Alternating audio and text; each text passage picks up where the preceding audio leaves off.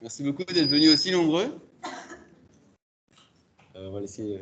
Du coup, on n'a pas fait grand-chose, mais on est 3 codes à projet à avoir aidé à publier cette conférence. Donc moi, je fais partie de l'Alter-Écoute. C'est un code sur l'économie sociale et l'entrepreneuriat social. On fait plein d'actifs, dont la super semaine du talent qui a lieu la semaine prochaine, sur la monnaie locale de l'employeur. On organise aussi, on travaille aussi sur la gouvernance partagée, et on organise des formations sur les 4. Donc voilà, en gros, c'est ça notre projet. On a aussi la Social Cup, donc un grand business game à finalité sociale. Et on fait aussi des petites conférences, toujours dans le même thème. Voilà, je ne sais pas si j'ai autre chose à dire. Voilà, et donc nous, on est le CAPSLA, le Cap sur l'avenir, et on a un code qui est basé sur la transition énergétique en général. On fait aussi partie de la plateforme Transition 29, dans laquelle fait aussi partie la TASWAT et 10 codes au total, 10 codes à projet. Voilà, on a aussi un peu organisé à aider à cette conférence qui va être super intéressante, qui du coup, je sais que vous savez, mais le thème c'est les parts carbone individuelles pour sauver le climat. Et donc Arnaud va nous présenter tout ça brillamment. Et en attendant, donc pendant la conférence, vous avez accès à un WooClap et le code est juste là, c'est juste carbone en majuscule. Vous pouvez poser des questions, si vous avez des questions en fait pendant la conférence, genre en mode il y a un truc, ça question, vous pouvez déjà l'envoyer. À un moment donné, on fera une pause, on lira les questions, enfin on dira certaines questions, celles qui ont le plus de likes. Donc posez des questions et en même temps, même si vous n'avez pas de questions, allez voter pour les questions qui vous intéressent, auxquelles vous aimeriez avoir une réponse. Il y aura aussi à un moment donné, on fera un petit question champ multiple, donc là ce serait cool si vous savez aussi vous connecter. Et puis on repassera aux questions plus générales, mais donc je vous dirai à chaque fois ce qu'il en est. Mais donc déjà vous vous connectez carbone, dites-moi ça marche pas, c'est-à-dire que j'ai changé un truc, mais normalement ça va. Et voilà. Et je ne sais pas si vous avez vu à l'entrée aussi, mais il y a une petite table avec des livres. Ça fait partie d'un des projets du CAPSA, c'est la CAPSA Tech, une bibliothèque engagée et collaborative sur plein de sujets super intéressants. N'hésitez pas à en louer après, c'est trop cool. Voilà. Et il y avait aussi le Code Oxfam qui a aidé à la promotion de cette conférence. Malheureusement, ils sont en quarantaine. Du coup, voilà, je ne sais pas si tu peux te présenter toi-même. Je n'ai pas grand-chose de plus à dire. Je suis en Master 2 en bio-ingénieur et j'ai pris l'option économie agricole, qui est une option qui fait un peu plus, enfin, qui peut faire réfléchir plus à un peu comment mêler toutes les questions plus écologiques et les questions économiques. Et si on essaie de mettre les deux ensemble, ça peut faire des trucs intéressants. Et voilà, c'est ce genre de truc que j'ai envie de vous montrer ce soir, qui vient un peu d'une idée que j'avais présentée d'abord à Nicolas Van Merbeek, qui est ici. Mais voilà, je vais vous présenter un peu ça, mais c'est pas vraiment, enfin, c'est en partie mon idée, je mets un peu mes mots, mais ce qu'il faut comprendre aussi, c'est que c'est une idée qu'on retrouve aussi dans la littérature scientifique, sous un peu plein de formes différentes. Et donc moi, je vais présenter un peu une manière de faire, une manière que moi je trouve chouette, mais il y a d'autres manières de faire. Donc voilà, ce qui est intéressant, c'est d'avoir un débat autour de ça. Donc c'est pour ça que je vais essayer de faire une présentation pas trop longue, mais pour quand même comprendre un peu comment est-ce qu'on arrive à se dire que ça peut être intéressant ce genre de système. Mais donc voilà, je vais essayer de faire une présentation de genre 45 minutes, quelque chose comme ça. Et donc, n'hésitez pas à poser des questions pendant, parce que vous pouvez avoir des questions qui vous viennent, vous mettez sur le WooClap. Et on y répondra après, parce que la partie débat est vraiment hyper intéressante. Voilà. Et un autre truc que j'ai envie de dire, c'est que vraiment merci aux Quota Project qui m'ont aidé à faire la pub, tout ça aussi, et ici sur place. Parce que c'est vraiment 3 Quota Project qui ont vraiment un lien avec la thématique dont je vais vous parler ce soir. Parce qu'on va parler en fait un peu du climat, ce qui touche plus le CAPSLA. On va parler un peu des inégalités, ce qui touche plus le Code Oxfam. Et on va parler de la monnaie et des monnaies complémentaires, donc ce qui touche plus l'alter Ecote. Alors voilà. Au menu de ce soir, on va d'abord regarder un peu la représentation de l'économie et son fonctionnement réel, parce que voilà, on ne nous explique pas toujours les bonnes choses. Les débats sur la relance post-Covid, parce que c'est ça aussi qui a un peu nourri ma réflexion, c'était d'être beaucoup à la maison, de lire plein de livres et du coup, enfin, de voir aussi tous les débats qu'il y avait un peu sur les relances économiques classiques et les relances plus écologiques. Si vous m'entendez pas avec le masque, au fond, levez, peut-être que je pourrais l'enlever, mais normalement, je suis censé respecter ça, donc je vais essayer de le faire. Ensuite, on va regarder penser long terme en partageant un gâteau. Et là, on va commencer un peu à parler un peu en images. Mais le gâteau, c'est en gros le budget carbone qui nous reste, donc la quantité de CO2 qu'on peut encore émettre dans l'atmosphère si on ne veut pas dépasser 2 degrés de réchauffement global. Ensuite, on va parler système économique enfin, comment ferait fonctionner un système économique avec des parts carbone individuelles. Et puis un petit bonus en fonction de vous, parce que j'ai un peu des slides préparés à l'avance, en fonction de si vous voulez plus parler des inégalités ou si vous voulez plus parler de à quelle échelle on préfère ce genre de système, ou la fluidité du système dans le temps. Voilà, il y a un peu plusieurs possibilités. Si vous avez encore d'autres choses que vous avez envie de parler, on peut, mais j'ai pas de slide préparé. Alors, nos représentations de l'économie et son fonctionnement réel. Alors, l'économie, souvent dans des bouquins d'économie classique, on va dire qu'il y a des individus ou des organisations. Organisations, on pourrait mettre entreprise aussi, mais je voulais garder un truc plus large pour dire que ça peut regrouper les ASBL ou plein d'autres choses. Et aussi pouvoir décrire une société de chasseurs-cueilleurs. Ce que je veux dire par là, c'est que dans toute société, on pourrait dire il y a des individus qui travaillent, qui investissent dans leur organisation. Mais du coup, si c'est des chasseurs-cueilleurs, ça peut être, ils vont aller faire la cueillette ou quoi. Et puis après, l'organisation va leur ramener des biens et des services, quoi. Voilà, c'est une vision hyper simpliste, mais on peut expliquer beaucoup de choses avec ça. Voilà, il y a plein de manières de s'organiser. On n'est pas spécialement obligé de passer avec l'argent, surtout quand on est dans un petit système. Mais dès qu'on arrive dans des beaucoup plus grands systèmes où les gens ne se connaissent pas, l'argent est assez utile pour faire on va dire des chaînes de confiance et pour être sûr que quelqu'un nous rendra un jour quelque chose quand on donne quelque chose à un inconnu. Voilà, enfin, c'est ma définition de la monnaie, hein, mais vous pouvez y réfléchir autrement. Mais donc voilà, dans une société plus grande, des économistes vont présenter l'économie comme ça, quoi.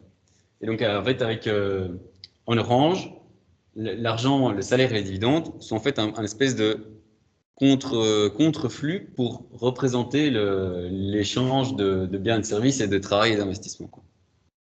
Ça roule? Sauf que c'est pas tout. On dit pas tout quand on dit ça. Parce que là, c'est un système qui marche bien pour faire des comptes entre nous, entre êtres humains, en disant voilà, tu m'as fourni ça, je te rends ça l'autre jour. On n'est pas obligé d'avoir des comptes toujours exacts, mais on voit que globalement, on fait quand même des comptes. On a tendance à faire des comptes de plus en plus précis et à vouloir tout calculer. Mais voilà, on tient bien des comptes entre nous, mais on n'a pas trop des comptes de l'énergie qui passent un peu partout dans plein d'activités. En fait, même dans toute activité, on utilise toujours un minimum d'énergie. Parfois, on utilise de l'énergie directement, mais donc parfois c'est indirect et ça se retrouve dans les biens et les services qu'on consomme.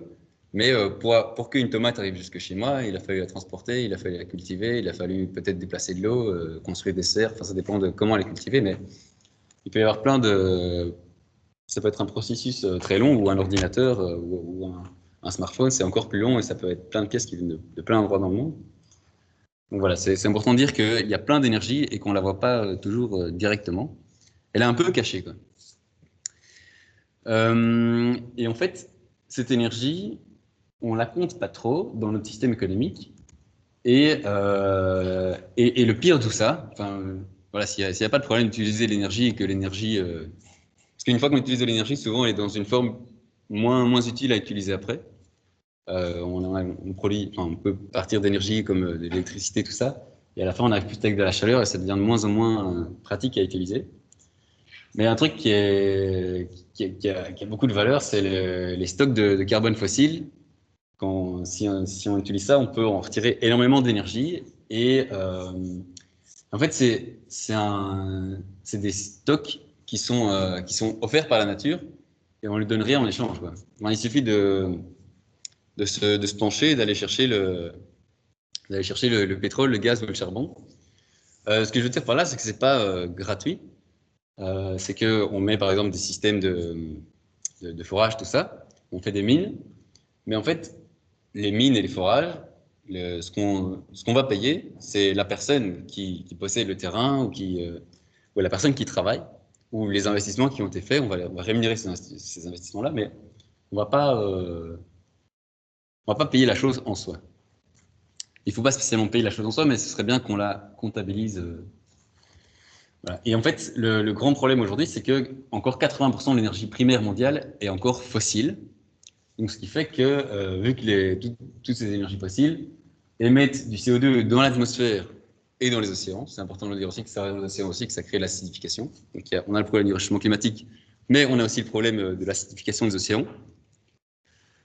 Et en fait, ce bilan qu'on va chercher du carbone fossile, qu'on transforme en énergie et que ça émet du CO2,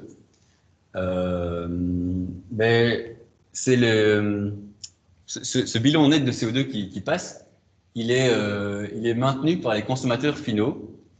Si les individus n'avaient pas de besoin, les entreprises n'existeraient pas. Alors, ce que je veux dire par là, c'est pas que c'est les individus qui sont responsables de tout et que les entreprises ne sont pour rien, c'est pas leur faute. Non. Mais ce que je veux dire, c'est que une entreprise ne va jamais faire pour le plaisir de produire du CO2 dans l'atmosphère. Elle va toujours le faire pour produire un bien, un service pour quelqu'un. Peut-être qu'elle elle va fortement l'influencer ou que le système global va faire que les gens auront envie d'acheter les produits que cette entreprise fait. Mais une entreprise le fait toujours pour quelqu'un. Voilà. Donc le but ici, c'est d'essayer d'avoir un endroit où on a une source et un endroit où on a un puits, quoi, un endroit où ça s'arrête. Voilà, maintenant qu'on a vu un peu comment fonctionne vraiment le système économique, en fait, j'aurais pu mettre énergie et matière, parce qu'on va aussi chercher énormément de matière dans l'environnement et on rejette des déchets un peu partout. C'est une autre problématique. Mais voilà, la problématique qui m'intéresse vraiment ce soir, c'est plus le problème du CO2 et le réchauffement climatique. Alors, les débats sur la relance post-Covid. Il y avait un peu des gens qui disaient qu'il faudrait faire une relance classique. Pour faire une relance classique, la recette qu'ils proposent est souvent assez simple, c'est-à-dire on va accélérer cette pompe, parce que quand on accélère cette pompe de travail, d'investissement, de salaire, de dividendes, d'argent et de biens et de services, c'est cool parce qu'il y a plus de travail pour tout le monde, il y a plus de salaire et de dividendes, il y a plus d'argent et plus de biens et de services pour tout le monde. Donc, on a l'impression que tout le monde va mieux s'en tirer. Sauf que quand on accélère la pompe, ben, en fait, on va aussi chercher plus de carbone fossile dans la nature et on émet plus de CO2 dans l'atmosphère. Donc, on accélère ça, quoi. Enfin, à première vue, c'est plutôt cool parce qu'on a l'impression qu'on y gagne, mais donc on y perd énormément parce qu'on ne contrôle pas du tout les flux de CO2. Donc c'est pour ça un peu les débats sur est-ce qu'il faut être en croissance ou en décroissance. C'est un peu à cause de ça, c'est dire il y a des gens qui disent qu'il faut absolument être en décroissance parce que si on continue à faire tourner un modèle, forcément on va chercher des stocks de carbone fossile. Voilà, je trouve que c'est un débat hyper intéressant de dire si on va moins vite, peut-être que ça va un peu arrêter notre frénésie d'aller chercher du carbone fossile. Voilà, il y a peut-être d'autres modèles où on peut un peu légèrement se décrocher de ça. Enfin voilà, chacun un peu ses avis là-dessus. On en reparlera après si vous voulez. Alors, la relance avec les banques, parce que les banques ont investi quand même pas mal d'argent, donc surtout, enfin c'est la banque centrale qui gouverne un peu les autres banques qui, elles, après, ont certaines libertés. Et la Banque centrale a un peu décidé pour cette relance Covid de réinvestir de l'argent dans le système économique. Alors, comment est-ce qu'elle fait ça en fait, en donnant du crédit aux individus et aux organisations, ben, c'est comme si, quand je vais faire un prêt à la banque, je peux avoir de l'argent tout de suite. Ça me permet de lancer un projet. Et donc, peut-être que ça va accélérer la machine économique parce que je vais faire un nouveau truc. Il va y avoir une nouvelle chose dans la société. Sauf que la banque, elle demande que dans 3 ou 4 ans ou dans 5 ans, enfin, il y a différentes échéances, de rendre des intérêts. Donc, ça demande, en même temps, ça permet plus sur le moment même, mais après, ça demande en fait, ça demande à tout le monde de faire accélérer la machine, quoi.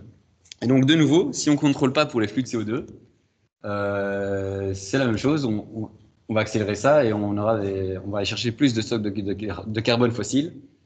Et voilà, ça va nous faire encore un problème de encore plus de CO2. Alors, les relances politiques écologiques classiques, ça, c'est un peu en fonction de ce que j'ai entendu dans les débats aussi pour la relance post-Covid, mais qui serait une relance du coup qui irait moins chercher les stocks de carbone fossile. Alors voilà un peu les idées. Donc c'est que l'État devrait un peu plus agir, mais pas spécialement en étant. Enfin, c'est des décisions démocratiques. L'État, il peut agir un peu avec la loi ou avec la loi et le droit. Donc, il peut, par exemple, dire, ben voilà, il faut distinguer les fonds d'investissement verts pour que les gens puissent choisir, OK, moi, quand j'investis mon argent à la banque, il faut que j'ai envie que ce soit durable et donc il faut que ce soit visible pour les gens. Voilà, c'est le genre de truc que l'État peut dire, c'est obligatoire de rendre visibles les activités que vous financez. Voilà, la région bruxelloise, comme d'autres capitales, ont proposé d'interdire la voiture fossile en ville en 2035. Je pense que c'est plus ou moins les mêmes dates pour d'autres villes. Voilà, c'est des gestes qui peuvent faire avancer. L'État peut aussi agir avec la fiscalité. La fiscalité, ça veut dire les taxes et les subventions. Ici, j'ai plus tourné ça sous forme de subventions, mais derrière, ça peut être des taxes d'autres trucs polluants. Mais du coup, par exemple, l'État peut financer formation subventionnée pour les métiers verts. Par exemple, on aurait pu dire, pour l'aviation, on offre des formations gratos pour que tout le monde aille travailler après à la CNCB. On aurait pu faire ça. Mais voilà, ça va peut-être coûter moins cher. On peut aussi subventionner les vélos électriques ou d'autres choses. Enfin, j'ai pris des exemples un peu comme ça, mais c'est pour dire que l'État peut agir un peu sur les différents flux et un peu pas ralentir la pompe économique, mais il peut faire attention à ce que la pompe économique fonctionne, mais sans utiliser trop de carbone, quoi. Donc je trouve que c'est super sympa comme approche. Et en plus, ça nous fait avancer. Sauf que j'ai l'impression que ça tient pas en compte de certains trucs. Que c'est un peu des limites parce que il peut y avoir des effets rebonds à anticiper et personne ne sait faire ça précisément. Savoir. Vous voyez tous ce que c'est l'effet rebond. Enfin, je vais juste le repréciser. L'effet rebond, c'est par exemple avec une voiture, si on améliore les performances d'une voiture en disant voilà, on interdit toutes les voitures qui émettent plus de 100 grammes de CO2 par kilomètre et on n'en voit plus que des qui font 80. Du coup, il n'y a que les constructeurs qui font 80 grammes de CO2 par kilomètre. Il n'y a plus que ces voitures-là sur le marché. Du coup, les gens n'achètent plus que ça et ils se disent ma voiture est plus verte, je peux rouler plus. C'est ce genre de truc qui peut être un peu problématique de se dire ok, vu qu'on est plus performant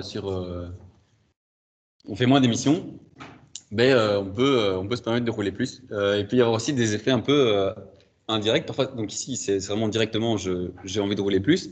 Mais il peut aussi y avoir, vu que je dois moins souvent faire un plein d'essence, je dois moins souvent payer un plein d'essence. Et donc j'ai un peu plus d'argent à la fin de l'année.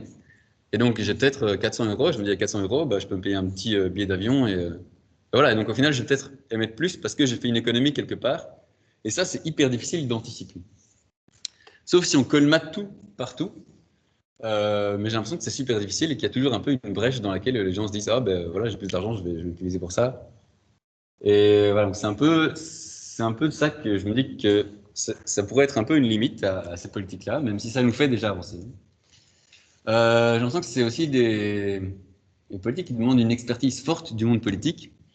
ce qui est possible, hein, mais qui peut prendre beaucoup de temps parfois, de bien former les politiciens, ou quoi, de tous les impacts de ce qui peut se passer après, surtout de penser long terme sur toutes les politiques qu'on prend. Il y a parfois des politiques qui vont être juste parce que c'est cool, les gens trouvent ça tendance et on va faire ça, et puis ça n'a pas vraiment d'intérêt sur le long terme.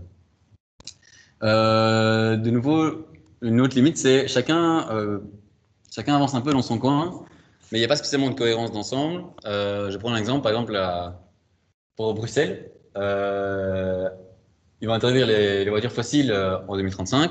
Et du coup, ça veut dire qu'à Woluwe, les gens ne pourront pas rouler en voiture fossile, mais à Krenhem, juste à côté, qui est en région flamande, là, les gens pourront avoir une voiture. Donc, il y aura peut-être des rues dans lesquelles il faudra s'arrêter parce qu'après, tu ne peux plus continuer avec ta voiture. Enfin, ce genre de truc bizarre, voilà, qui fait pas de. Enfin, il y a un manque de cohérence ensemble. Et il y a aussi certaines solutions qui peuvent être contradictoires ou arbitraires. Là, je ne sais plus exactement à quoi j'avais pensé.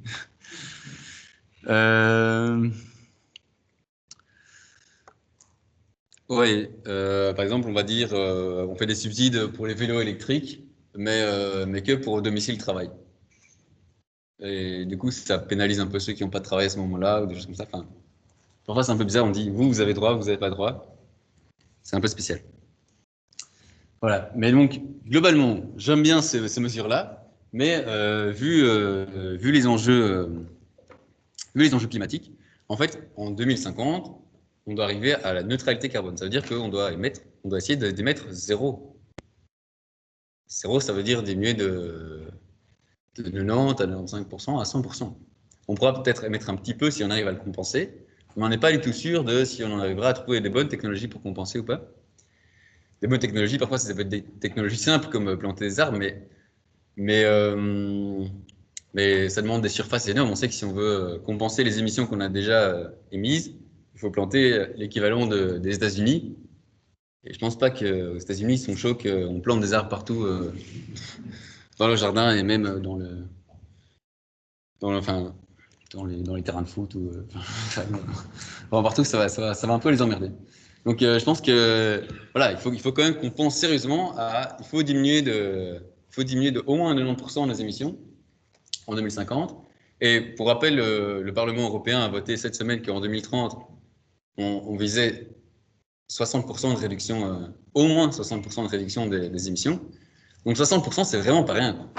Parce que moi, j'ai l'impression en fait qu'avec ces mesures-là, on va arriver à faire du 10%, du 20%, du 30%, mais qu'après, ça va commencer à devenir galère, quoi. Après, on va se dire, on va se poser les vraies questions. OK, qu'est-ce que je continue à faire et qu'est-ce qui est le plus important? Pour le moment, on essaye enfin, je sais pas, de dire, ça va être facile tout ça, mais j'ai l'impression que ça va être facile, mais il faut un peu y réfléchir un peu à l'avance. Et voilà, parce que vraiment, il faut penser déjà pour 2050, quoi. 2050 et même 2030, c'est déjà une bonne date. En 2030, 60%, c'est vraiment déjà jamais vu dans l'histoire de l'humanité. Alors, penser long terme en partageant un gâteau. Et là, c'est pour rappeler un peu l'objectif, du coup, c'est que à partir de 2020, il reste environ 800 milliards de tonnes de CO2 qu'on peut encore émettre dans l'atmosphère si on veut être sûr de rester entre 1,5 et 2 degrés de réchauffement climatique.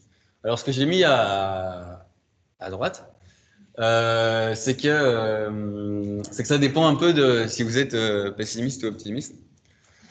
Mais globalement, c'est les budgets avec, enfin, c'est la quantité de CO2 qu'on peut émettre avec une chance sur deux de réussir. Voilà, il faut déjà accepter ça. Et donc, si on veut rester en dessous de 1,5 degré, c'est plutôt 540. Puis si on veut rester en dessous de 1,5, 1,75, c'est 1000. Mais voilà, moi j'ai mis 800 milliards de tonnes pour dire, OK, on essaye entre 1,5 et 2, ça doit être quelque chose comme ça. C'est juste pour se donner un ordre de grandeur. Et alors, pour vous donner encore un ordre de grandeur, c'est que actuellement on émet de l'ordre au niveau mondial 40 milliards de tonnes par an. Donc ça veut dire que là, on pourrait continuer 20 ans le même modèle, et puis en 2040, on fait 0, 0, 0. Mais c'est même impossible enfin, de faire 0 comme ça. Donc il faut y penser un peu à l'avance. Voilà. Ouais, ça, ici j'ai remis pour l'objectif de 1,5 degré. Et c'est un peu ça qui m'a fait penser au système qui est ici, c'est que et on voit que plus on attend, plus il faut descendre super vite. Et on voit aussi qu'il faut descendre très très vite. Moi aussi, c'est pour arriver à 1,5 degré. Et on voit on se dit de plus en plus que 1,5 degré, c'est vraiment très très chaud à réussir à faire ça. C'est en gros, ça veut dire, ouais, en 2030, là, il faut avoir réduit de plus de. Enfin, ouais, enfin, il faut faire 60%, mais vraiment partout, sur tous les continents, quoi. Parce qu'ici, l'Europe se chauffe beaucoup, mais il y a peut-être d'autres continents qui vont pas se chauffer autant. Donc, voilà. Mais donc, il faut descendre plus vite que ce qu'on est monté. C'est assez. Ça va être assez chaud. Mais ce qui est intéressant avec ce graphique-là, c'est de comprendre que c'est vraiment une grosse réduction. C'est là-dessus que je voulais insister. Voilà, ici c'est de nouveau un tableau qui montre la quantité de CO2 qu'on peut émettre en atmosphère en fonction des températures qu'on se dit qui sont la limite à atteindre et des risques qu'on est prêt à accepter. Et alors on voit qu'en fonction des scénarios, il nous reste soit 9 ans au même rythme actuel, soit 39 ans. Mais voilà, c'est pas le 39 qu'il faut viser, quoi. Le 9 est peut-être difficile, mais le 39, c'est complètement fou de faire ça. C'est vraiment dire à nos petits-enfants, niquez-vous. C'est pas très sympa. Alors, c'est même à nous aussi, hein, parce que c'est pas une bonne. On va vivre des gros problèmes si on décide ça. Alors, c'est un problème qui est important en même temps pour le réchauffement climatique, mais en même temps aussi, parce que donc là, j'ai parlé sur mon graphique de comment fonctionne l'économie. On avait sur la gauche le CO2 qui était émis dans l'atmosphère, mais en fait, il y a un autre problème qui est les ressources fossiles qui nous restent aussi. Et on voit que, bon, globalement, il nous reste plus de ressources fossiles que ce qu'on peut mettre dans l'atmosphère, mais on est quand même pas très loin d'être un peu en manque aussi. Donc voilà, c'est important de toute façon de se poser la question de comment est-ce qu'on va gérer une ressource limitée sur une planète où on est blindé et qu'on a tous plein de besoins et qu'il y a des besoins qui sont hyper essentiels et que si on ne les fournit pas, les gens ils sont en colère, ils ont faim, ils se tapent dessus. Enfin voilà. Voilà, ça c'est ici, vous voyez que pour le scénario d'émission avec le budget carbone pour rester sous 1,5 degré, il me laisse encore environ 10 ans et sur 1,75 degré, environ 20 ans. Mais du coup, ce qu'il faut comprendre avec tout ça, avec tous les chiffres que j'ai montrés ici, c'est qu'on a une sorte de gâteau carbone qui nous reste. Et il y a 9 milliards de gens autour ils sont hyper chauds à manger de ce gâteau, parce que c'est un gâteau super bon, que ça nous. Enfin, ce que je veux dire par là, c'est que le pétrole, le gaz et le charbon ont permis de faire plein de choses dans l'histoire de l'humanité, des choses bien comme des choses beaucoup moins bien, mais globalement, c'est une énorme facilité, quoi. Ça permet un confort assez,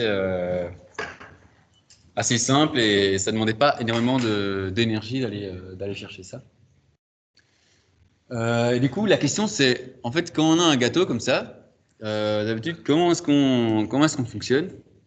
Alors, si on peut appeler ça une économie, ou alors plutôt une manière de s'organiser qui est super simple, par exemple dans une famille, moi, ce qu'on fait en tout cas chez moi, quand il y a un anniversaire, c'est que chacun a une part de gâteau, au moins pour commencer. Et puis après, il y a éventuellement un peu plus pour ceux qui ont plus faim, voilà, mais on regarde quand même que chacun ait un minimum, qu'il n'y a pas personne qui se retrouve avec rien et d'autres qui mangent les 2 tiers du gâteau comme Obélix. Voilà, mais donc ici, l'intuition, c'est un peu de se dire, ok, est-ce qu'on pourrait pas essayer de donner un peu une part globalement plus égale à chaque personne. Pourquoi? Pour éviter en fait que certains mangent tout. J'ai montré là, ici j'ai une image de bébé, c'est tout mignon. Mais en fait, ce qui se passe, c'est quand des gens n'ont pas assez ou des choses comme ça, c'est que ce que je disais tout à l'heure, on se tape dessus, tout ça, enfin bref, c'est pas agréable à vivre pour aucun être humain. Donc, je pense que c'est important de voir comment est-ce qu'on peut organiser ça. Et aussi pour ne pas se disputer pendant des années sur la manière de faire, pendant qu'il y en a d'autres qui servent sans aucun scrupule. Et je parlais là du petit garçon qui est à droite, qui peut servir tranquillement parce que les autres se disputent et ils ne voient pas du tout que, qu'il est en train de manger le gâteau. Alors, le système économique avec des parts carbone individuelles, comment ça pourrait marcher? Ce qu'on a vu en fait avec le moteur économique actuel, ce qu'on peut tirer comme conclusion, c'est que on tient des comptes sérieux entre nous, mais pas avec la nature. On oublie un peu de compter ce qui vient de la nature. Et l'énergie dégradée, inutilisable, et CO2 sont aussi invisibles. Ils ne parlent pas à nos récepteurs et nous n'avons aucun signal stimulus. En fait, là, enfin, il y a d'autres trucs qui nous irritent directement. Enfin, non, je sais pas comment dire. Si le CO2 avait une odeur, par exemple, ben on se dirait, ouais, c'est chiant quand même.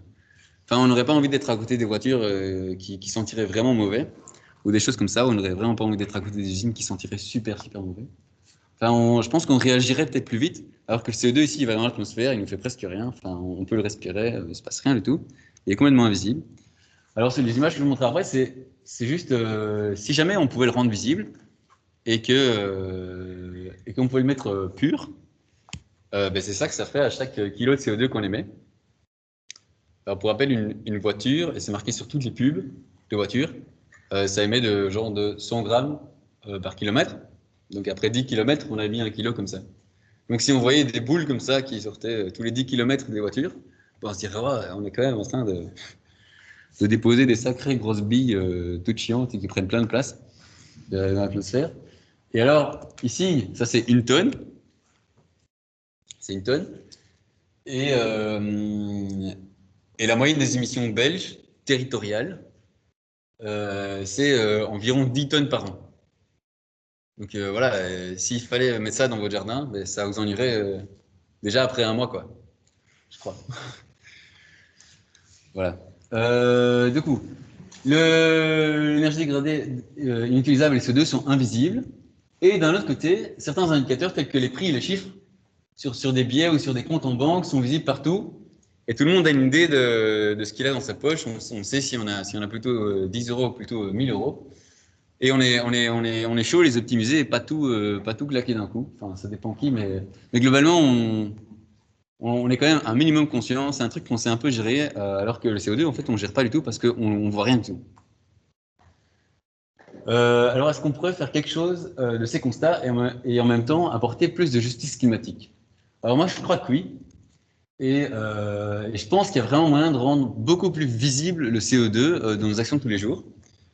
Et alors, enfin, moi, j'ai l'impression que c'est vraiment assez urgent parce que, enfin, personnellement, j'ai l'impression de faire déjà pas mal d'actions pour le climat, mais je commence vraiment à manquer d'indicateurs. En fait, je me dis, si je veux aller plus loin, si je veux, par exemple, dans un supermarché, me dire, bah, il y a des produits, mais je sais pas trop lequel a le moins d'impact, à part être un expert et avoir regardé toutes les vidéos de tous les YouTubers qui font des vidéos là-dessus.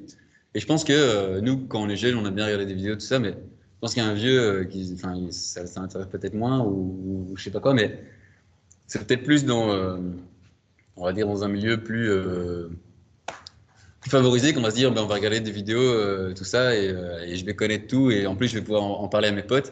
Ça va être super sympa de parler de toutes les petites astuces de est-ce que les tomates.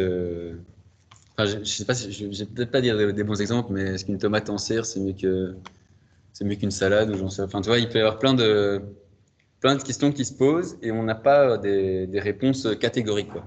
Tout comme la voiture électrique et la voiture fossile. Ça dépend vraiment des cas en fait. Il n'y a pas de réponse catégorique de dire l'une est mal, l'autre est bonne. Ça dépend des cas parce que la voiture électrique demande énormément enfin, dans beaucoup de cas, demande énormément de CO2 à sa production. Et du coup, elle ne devient rentable qu'après un certain grand nombre de kilomètres. Donc, ça dépend vraiment de son utilisation. Donc, voilà. Je pense que j'ai l'impression qu'il manque 24. Alors, j'ai l'impression que pour répondre à ça, on pourrait utiliser des parts carbone individuelles. Alors, ça marcherait comment? D'un côté, et là, il faut être bien attentif. D'un côté, on aurait une agence de création de parts carbone individuelles, c'est ça les PCI. Et de l'autre côté, on aurait une agence de destruction des PCI. Alors, l'agence de création de PCI donnerait aux individus chaque année un morceau du gâteau carbone commun. En fait, donc, on a un gâteau, on peut dire, OK, on prend ça pour cette année-ci, l'année suivante, on prend un petit peu moins, on prend un petit peu moins, on prend un petit peu moins. Et puis après, dans ce morceau, on fait à chaque fois plein de petites parts. Chaque part représente 1 kg de CO2 et on donne plusieurs kilos de CO2 à chacun, quoi. Voilà. Mais alors, ce qui est important aussi, c'est que on garde une part importante pour l'État pour gérer tout ce qui est les biens et services publics et aussi peaufiner la justice de répartition. Parce que si quelqu'un habite tout loin dans une campagne, il aura peut-être besoin d'un petit peu plus de CO2 pour pouvoir se déplacer parce qu'il n'a que la voiture comme moyen de transport parce qu'il n'y a aucun bus qui arrive chez lui ou des choses comme ça. Donc voilà, je pense que l'égalité pure, ça veut rien dire. Enfin, c'est vraiment c'est débile de faire ça. Ce serait déjà mieux que la situation actuelle. Mais tant qu'à faire, autant faire un truc qui essaie de donner un peu une part un peu plus juste à chaque personne en fonction un peu des besoins. Voilà. Et donc, une part carbone individuelle serait une monnaie qui représenterait 1 kg de CO2. Donc, on peut, dans la pratique, on peut l'imaginer sous forme d'un billet, mais ça peut aussi être très bien une carte comme une carte bancaire, quoi. Et ce serait peut-être plus simple, en tout cas, enfin, ça demanderait d'imprimer moins de choses. Enfin, les deux systèmes sont imaginables et on peut mettre les deux ensemble. Ça, c'est un peu des détails pratiques. On peut en parler après si vous voulez. Et alors, de l'autre côté, donc ça, c'était un peu le côté droit. En fait, on distribue un peu des droits aux gens. Et de l'autre côté, il y a le devoir à chaque fois qu'on veut faire rentrer une unité de carbone dans le système économique, parce qu'on a besoin d'énergie, on forcerait les organisations à rendre des parts carbone individuelles en fonction de la quantité de charbon, de gaz ou de pétrole qu'elles vont chercher dans le sol. Et donc, parfois, ce ne sera pas une organisation qui directement les individus, parfois, ce sera une organisation qui, elle, va chercher dans le sol, et puis après, qui passe par une autre organisation, qui passe par une autre organisation, qui va jusqu'à l'individu. Mais globalement, on va dire sur un champ pétrolier ou dans une mine, on va vraiment avoir un gars qui va contrôler, qui va dire désolé, mais là, tu me sors 1 kg de charbon. Si tu veux sortir ce kilo de charbon, tu dois avoir un papier qui autorise que tu le sortes, quoi. Et comme ça, on est sûr qu'on ne dépasse pas le morceau qu'on avait prévu pour cette année-là. Alors, donc, ce qui se passerait concrètement, c'est que dans chaque transaction, on paierait en euros et en part carbone individuelle. Et ça, je trouve que ça pourrait être vachement intéressant parce que ça rendrait cette circulation en sens unique. Parce que du coup, c'est pas une monnaie qu'on donne et puis que plus tard on va récupérer. Je l'ai reçu de l'État, enfin, ou de l'agence de création de PCI. Et puis après, je vais l'utiliser, mais je l'utilise qu'une fois, quoi. Donc autant l'utiliser au bon endroit et quelqu'un en a besoin tout à la fin de la chaîne. Et ce qui fait que une entreprise qui produit quoi? Qui produit par exemple des chaussures. S'il arrive à produire des chaussures en émettant moins de carbone qu'un autre, elle va pouvoir dire, ben voilà, cette chaussure est à 40 euros et 10 parts carbone.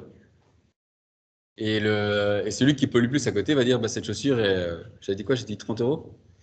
Et à 30 euros, et 20 par carbone, ben forcément, on va se dire, ben, je préfère prendre celle qui pollue moins, quoi. Parce que du coup, je vais devoir dépenser moins. Et donc, ça met blindé la pression sur les entreprises, tout en rendant plus visibles les émissions aux individus dans le système, quoi. Voilà, et donc, dans la vie de tous les jours, ce que ça pourrait donner, c'est, voilà, on a une double indication du prix. Voilà. C'est pas l'un qui vaut à l'autre, il faut payer les deux, quoi. Alors, le résumé du message, c'est qu'on est tous menacés par le dérèglement climatique. Il y a une quantité maximum d'émissions qu'on ne peut pas dépasser. On peut la partager en parts équitables, car il n'y a pas de raison que certains aient le droit de polluer plus que d'autres. Chacun gère ses parts annuelles individuelles et un morceau conséquent est laissé aux instances politiques pour assurer les biens de service public et les aides à ceux qui en ont le plus besoin. Et alors, le surplus des individus économes pourrait éventuellement, s'ils le souhaitent, être vendu aux individus désirant des extras. Et là, je veux insister sur le fait qu'il y a plusieurs mécanismes possibles qui sont à décider démocratiquement dans ce genre de système, de dire, OK, les individus, parce qu'on a donné la même chose à tout le monde, mais il y a peut-être des individus qui ont besoin d'un peu plus, des individus qui ont trop. Parce que justement, ils sont là, ben, moi, je suis chaud, enfin, j'ai vraiment pas besoin de plus, et je suis chaud encore faire un effort en plus, et ça me plairait d'être rétribué pour cet effort-là, d'avoir consommé moins que le budget moyen. Et du coup, ce qu'on pourrait dire, enfin, on pourrait dire, chacun peut juste avoir sa quantité personnelle et puis basta. On peut faire ce genre de système, on peut en discuter après. Mais ça veut vraiment dire basta et à un moment, plus rien. Enfin, c'est fini. Si tu veux remettre de l'essence dans ta voiture, impossible. Ou alors on peut dire ça peut être un petit peu plus souple et il pourrait y avoir une sorte de marché dans lequel les gens pourraient revendre leur surplus, mais que les individus qui sont chauds revendent des surplus. On ne va pas obliger quelqu'un à vendre un surplus. Si tu veux juste mettre le surplus à la poubelle parce que tu veux que l'effort soit encore plus loin, tu peux aussi le faire. Et alors ça permettrait à des gens qui veulent se permettre un petit peu des extras, que ça soit possible. Et effectivement, il faut faire gaffe dans ce genre de système qu'il n'y ait pas des fluctuations de prix ou que des gens se fassent de la thune sur le fait que le prix pourrait changer au cours du temps.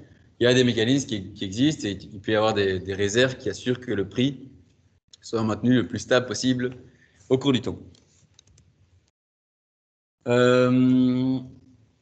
L'intérêt de ce système, c'est que tout le monde se voit garantir un droit minimum égal, contrairement à la situation actuelle. Et avec les taxes carbone, il y a des gens qui peuvent mettre beaucoup moins que d'autres. L'avantage du système, c'est qu'il y a beaucoup plus de visibilité des émissions. J'ai l'impression qu'il y aurait un effet un peu un effet social que on se partagerait plus des astuces de réduction. Là, je vais prendre un exemple typiquement étudiant une pratique que beaucoup de gens font, c'est d'aller au ski. Par exemple, pour aller au ski, dans son cote, on pourrait parler avec ses potes et dire ah ouais, mais toi, tu vas où cette année? Ah, moi, désolé, j'ai la gorge un peu sèche.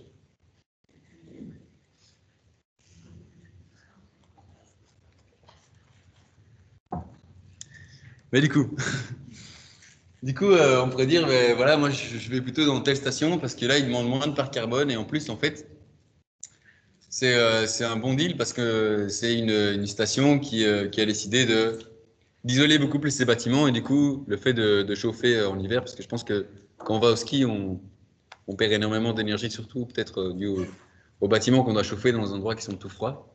Ils sont peut-être pas toujours bien isolés. Mais du coup, là, on se dirait, ben ouais, allons plutôt dans cet endroit-là parce que là, c'est mieux isolé. Et voilà, on se donnerait un peu des tuyaux pour dire, il y a moyen de se faire des bons plans pas chers en carbone en fait. Et ensuite, et ça c'est hyper important, on a la garantie d'atteindre l'objectif de rester sous les 2 degrés de réchauffement climatique planétaire, ce qu'on n'a pas vraiment avec une taxe carbone. Avec une taxe carbone, on va juste dire, ben voilà, c'est ça le prix. Mais voilà, le prix va augmenter au cours du temps, mais on ne sait pas dire à l'avance ce que les gens vont consommer. Alors que là, on sait au niveau global, on sait qu'on ne va pas dépasser ce seuil d'émission. Et du coup, ce qui nous permet d'avoir vraiment au niveau global une certitude qu'on ne dépasse pas des seuils dangereux. Il tant que je m'arrête parce que je sais pas trop. Donc on a un bilan garanti, on ne mangera pas plus que le gâteau permis. Voilà.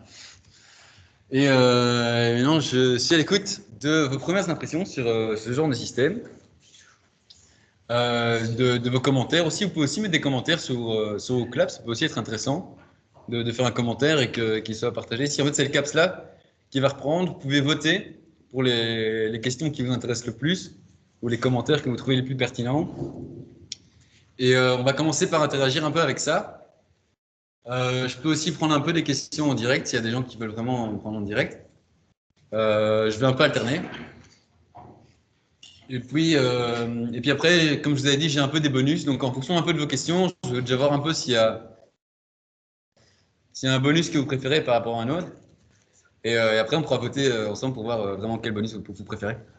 Voilà. Maintenant, si vous voulez, pour le choix des questions, vous pouvez liker les questions et annoncer que vous voulez plus revenir vous pouvez poser. Donc c'est.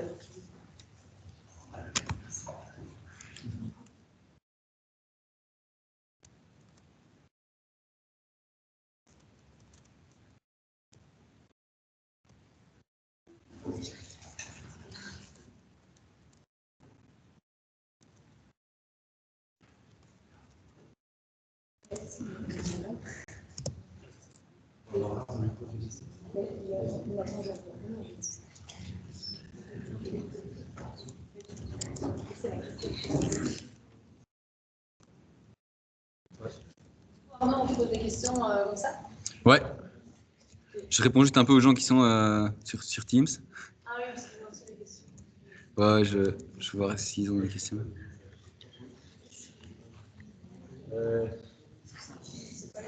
Je vais remettre le WooClap.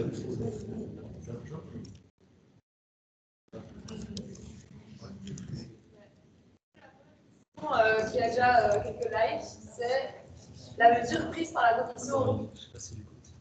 Oui, j'écoute, mais ouais. Désolé. Non, je ne vais pas attendre de ça.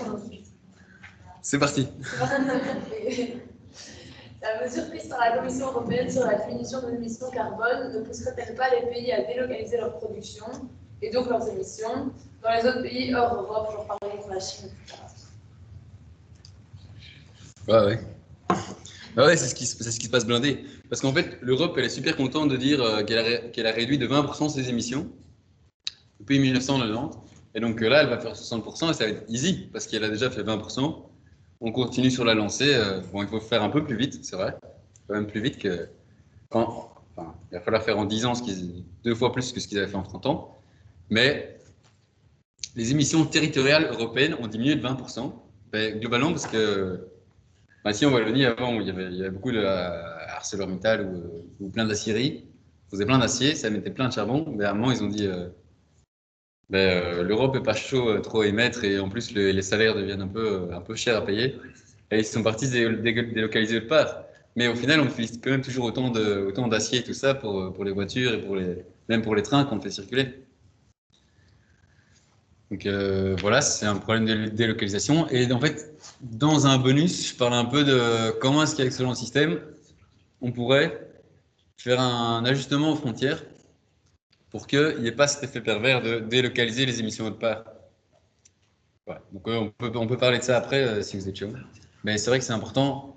Ça n'a pas de sens de dire on réduit chez nous et pour polluer autre part. Je suis vraiment d'accord avec vous. Vu que c'est une problématique mondiale, ça n'a vraiment pas de sens.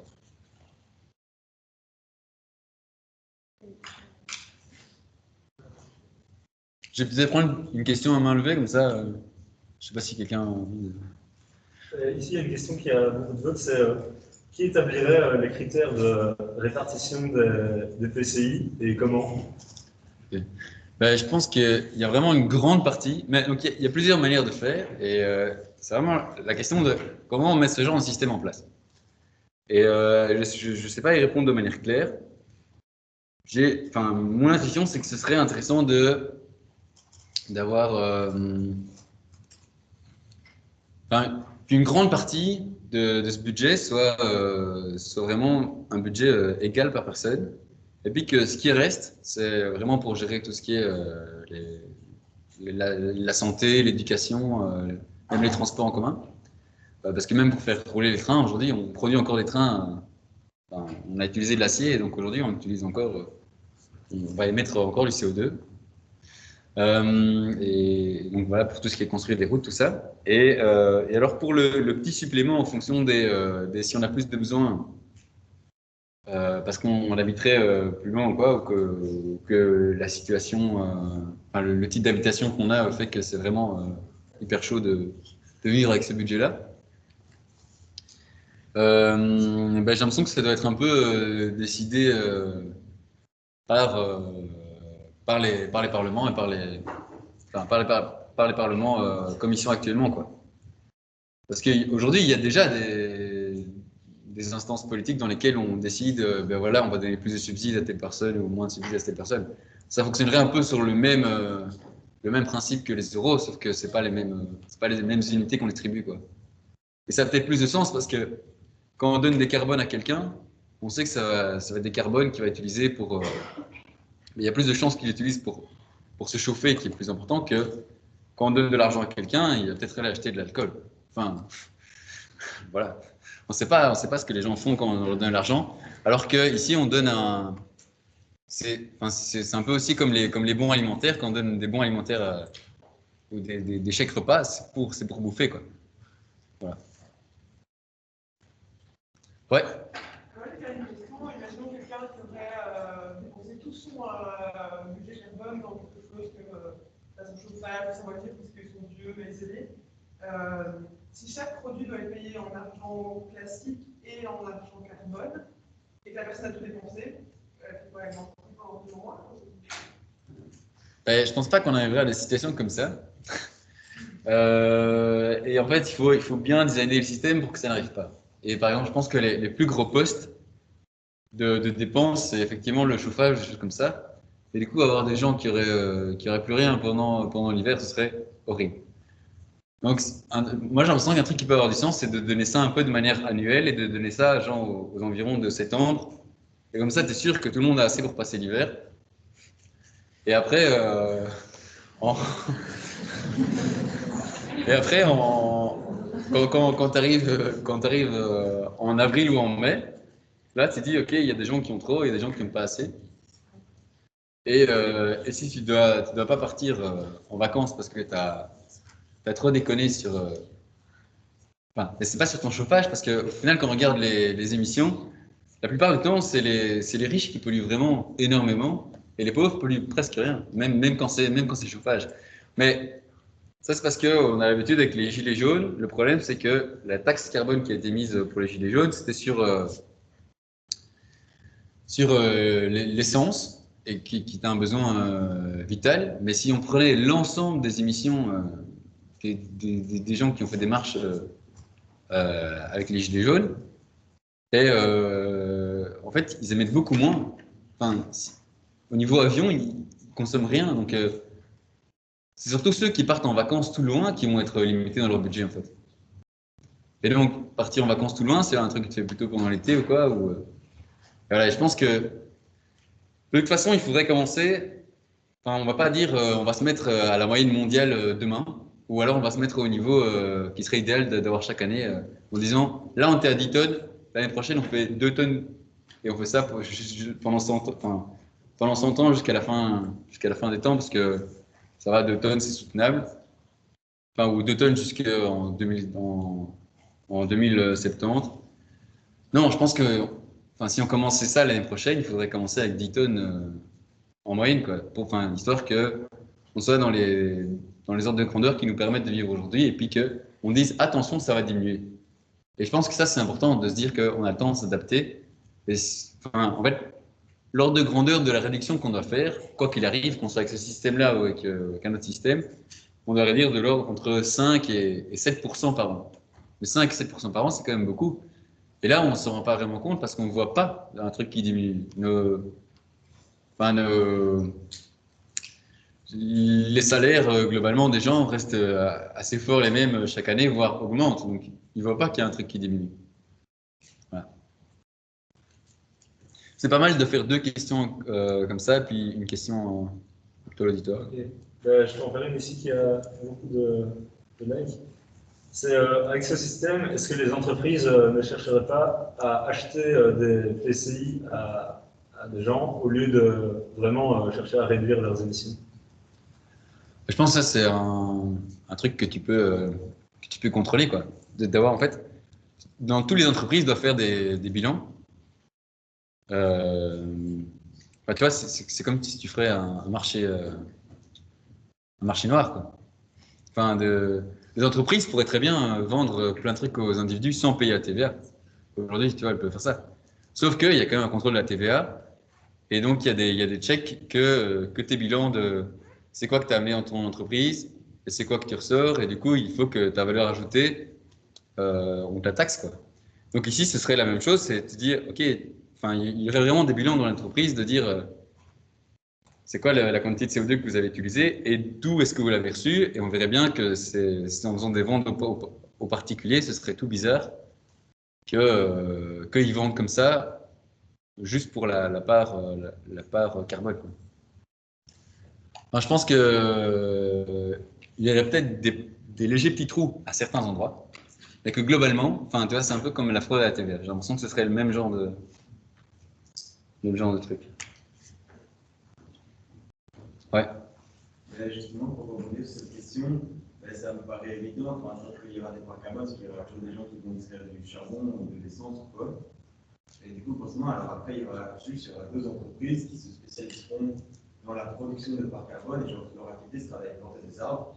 Et alors, on leur donne des parcs carbone, et puis ils les donnent aux entreprises qui vont aller prendre de l'essence, en échange de leur lot ou quoi. Du coup, ce sera quelque chose qui sera quand même plus ou moins régulé, quoi. Ouais, je pense aussi. Alors ici, dans mon système, j'ai mis volontairement,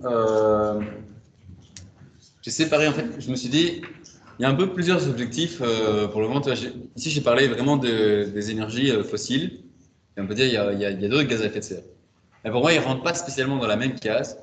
Parce que ici, le CO2, tout ça, enfin, le CO2 qui vient du charbon, du gaz et du pétrole, on veut qu'il arrive vraiment à zéro en 2050. Mais par contre, tout ce qui est méthane ou tout ce qui est CO2 dû à la combustion de bois ou quoi, ou dû à l'affectation de changements de terre, ou l'azote qu'on émet dans l'atmosphère, j'ai l'impression que c'est 2 types de gaz. Pourquoi? Parce que on en émettra toujours un petit peu, on n'arrivera pas à arriver à zéro. Ce que je veux dire par là, c'est que si on arrive à un élevage de zéro, on va avoir des problèmes dans l'agriculture. S'il y a vraiment zéro animaux qui mangent de l'herbe, on va avoir des problèmes dans l'agriculture au niveau de la gestion de la fertilité. Enfin, ou alors on pourrait dire on ne travaille pas avec les animaux et on travaille plus avec des procédés industriels pour produire de l'azote, de l'azote de synthèse. Mais là, de nouveau, on va utiliser plein d'énergie et c'est pas spécialement intéressant. Donc je pense qu'il y aura toujours il y a des émissions où on arrivera, où il faut diminuer. Par exemple, le méthane, on dit, l'objectif c'est de diminuer diviser par 2 ou diviser par 3, mais on ne peut pas dire aller à zéro. C'est impossible. C'est impossible parce que sinon les êtres humains ne savent plus manger sur la Terre, en tout cas, avec les types d'agriculture qu'on connaît, que ce soit en bio ou en conventionnel. Ouais. Ouais, je n'ai peut-être pas très bien compris le système, je ne comprends pas très bien la plus-value du système-là par rapport à un système de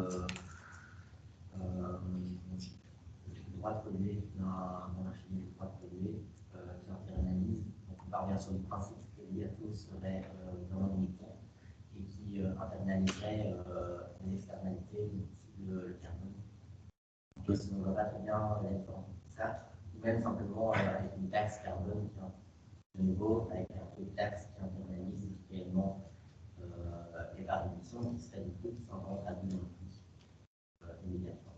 À part qu'effectivement, ici, on aurait deux différences, on pourrait voir la part de pollution, donc distinguer effectivement les deux. Mais à part ça, je ne vois pas la plus-value de ce système-là par rapport à un système, existant de l'euro. À part que les systèmes de produits sont pas différents. Ouais. Mais en fait, la différence avec ce système-là, c'est une différence de permis d'émission. Les permis d'émission, c'est souvent des systèmes un peu comme le système européen des quotas carbone actuels. Et ces permis d'émission, ce sont des permis qui sont là pour les entreprises directement. Alors, ce qui est un peu spécial, c'est que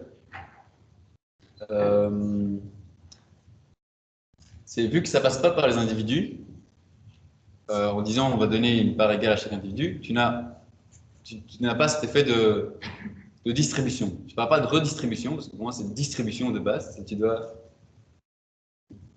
aucun effet de t'assurer que tu prendras tout le monde dans le même bateau. Tu as peut-être des gens qui vont se retrouver avec, qui vont avoir beaucoup plus de mal que d'autres. En fait, avec des permis d'émission pour les entreprises, souvent ça va être vendu par l'État. Ici, en fait, c'est pour les quotas d'émissions européens, c'est par exemple la Belgique qui a droit à autant de quotas par an. Elle les vend à ses entreprises sur son terrain. Et après, en fait, elle reçoit de l'argent pour ça parce qu'elle les vend aux enchères. Et en fait, avec cet argent-là, elle ne va pas spécialement le distribuer pour que ce soit intéressant pour les individus de son territoire. En fait, elle est obligée par le Parlement européen et le Conseil de l'Europe de dépenser 50% de ce budget pour des innovations énergétiques, tout ça. Mais les 50 autres, on dit un peu rien de ce qu'elle doit faire avec ce budget-là. Et du coup, c'est un peu bizarre parce qu'en fait, avec ces 50%-là restants, de l'argent qu'elle s'est fait sur les permis qu'elle a vendus, de l'argent que l'État s'est fait sur les permis qu'il a vendus, c'est qu'il peut cet argent-là, il peut le rendre indirectement aux entreprises. Parce qu'il y a souvent des grosses entreprises qui disent moi j'aimerais bien rester sur votre je vais fournir de l'emploi, tout ça, et je crée l'activité. Et même si je mets beaucoup d'émissions, je suis quand même hyper important. Et du coup, les États peuvent en fait recevoir de l'argent de la part d'un pollueur et puis finalement lui redonner indirectement. Qu'au final, c'est comme si le prix du carbone n'avait pas beaucoup d'impact. Enfin, il n'a un impact qu'à moitié, parce qu'il y a la moitié de ce prix-là qui sera utilisé à des fins de transition énergétique. Et du coup, c'est déjà un bon système, mais j'ai l'impression qu'il ne va pas jusqu'au bout parce que, de un, il n'y a pas l'effet de distribution et qu'il peut y avoir des effets pervers en fonction de ce que l'État décide de faire avec l'argent qu'il a récupéré de ces permis-là. Ça, c'était pour la partie permis. Et l'autre truc que tu m'as dit par rapport à la taxe. Par rapport à une taxe carbone, oui. Pour moi, une taxe carbone est hyper intéressante, mais j'ai l'impression qu'elle a... Enfin, c'est un système qui peut très bien marcher. Et c'est peut-être parfois plus facile à mettre en œuvre. Sauf que dans la mise en œuvre, il y a souvent les pays, enfin surtout il y a beaucoup de pays qui l'ont vraiment mal mis en œuvre. Par exemple, nos voisins français, et qui l'ont mis plus, par exemple, que sur l'essence, et pas un truc systémique, en fait. Ah oui, je parle bien d'une taxe carbone systémique. Ouais. Alors, une taxe carbone systémique est très intéressante, voilà, mais avec une taxe carbone systémique, tu n'as pas cet effet de voir où sont les émissions. Donc, quand tu achètes, tu vois juste que c'est plus cher, mais tu ne sais pas si c'est plus cher parce que quelqu'un a travaillé plus, ou si c'est plus cher parce qu'il y a plus de carbone dedans. Tu ne sais pas très bien. Donc, tu n'as pas cet effet de voir, et tu n'as de nouveau pas d'effet de distribution. Voilà. C'est la réponse que je peux te donner maintenant, mais sinon, je trouve que c'est des systèmes qui sont hyper intéressants aussi, et qui sont déjà plus mis en place que ça, qui est plus... Ouais. Dans un petit commentaire, premier point, on pourrait, en tant que la TVA, modifier la taxe, le pourcentage de taxe.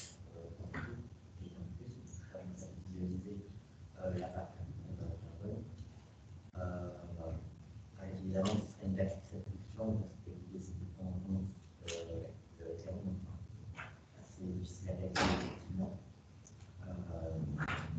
Techniquement, en fait, c'est un peu difficile de faire une taxe carbone plus. Et après, effectivement, la taxe carbone ne permet pas d'utiliser vraiment les réductions de carbone qui va à la fin. Ouais.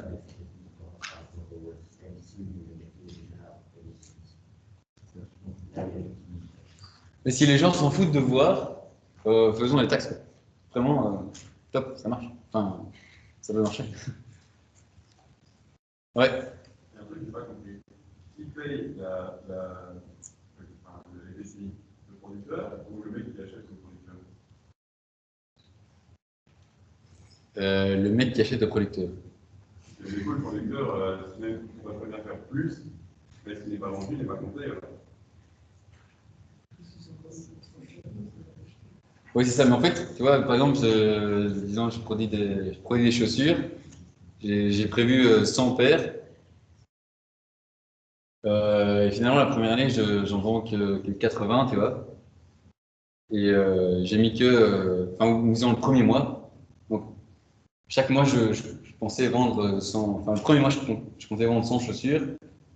Je sais que ça va coûter autant en carbone de produire tout ça. Et finalement, j'en ai vendu que. Par exemple, ça m'a coûté une unité carbone par chaussure. Je demande pour chaque chaussure une unité carbone. Sauf qu'à la fin, ben, j'avais 100 chaussures. J'en ai vendu que 80, donc il me manque 20. Donc le producteur, lui, il paye les carbones et c'est le consommateur qui les vend, entre guillemets. Exactement. Oui, c'est ça. En fait, c'est toute une chaîne. Est-ce que j'ai peut-être pas été assez clair là-dessus parce que c'est vrai que sur mes slides, j'ai mis que individu et organisation, mais en fait, il peut y avoir vraiment une chaîne très longue. Et donc, les individus, ils reçoivent des petits papiers ou des chiffres sur une sorte de carte bancaire. Et tout à la fin, celui qui sort du pétrole du sol, Lui, ça disparaît. lui, ça disparaît. Et donc, lui, vu que si par exemple il a produit du pétrole pour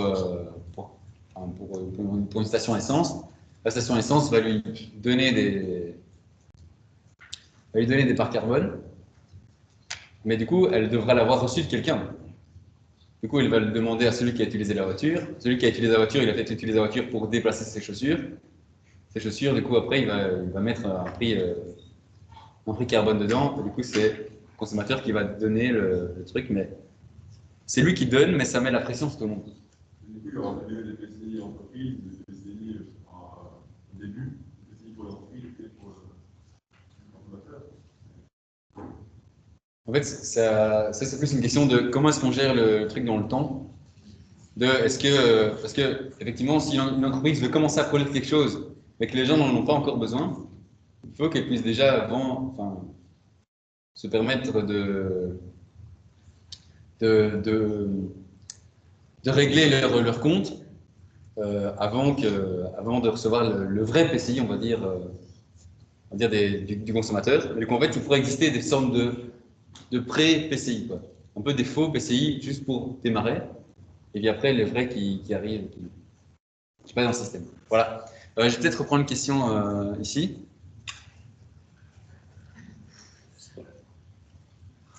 Oui, en fait, c'est une question du cut. Est-ce que tu peux un peu expliquer ce qui s'est passé en Angleterre en 2009? Ah ouais, cool. Bonne question, ça. En fait, donc c'est cette idée-là de se dire, OK, on a un budget, on pourrait en faire un peu des parts individuelles.